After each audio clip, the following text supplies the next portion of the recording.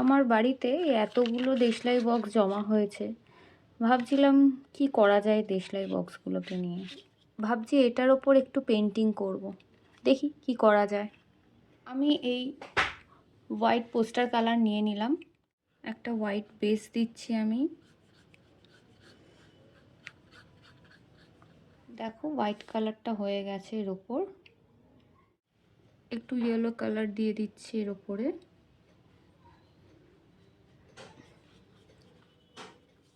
এবার অরেঞ্জ দিয়ে কালার করব, অরেঞ্জ দিচ্ছি আমি। আমরা যারা আঁকতে ভালোবাসি তাদের কাছে যে কোনো জায়গার উপরেই আঁকতে ইচ্ছে করে, তো এইখানে এই দেশলাই বক্সটা দেখেও যেন মনে হলো যে এটার উপর কিছু করা যেতে পারে।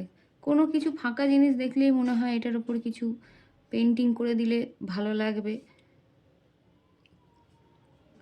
সব কিছুকেই নিজের মতো করে ক্যানভাস করে নেওয়া যায় ইচ্ছে মতন।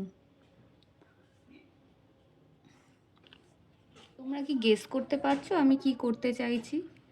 ঠিক আছে, দেখো আমি কি করছি। তাহলে ব্ল্যাক কালার দিয়ে কালার করছি, দেখো বুঝতে পারো কিনা তোমরা।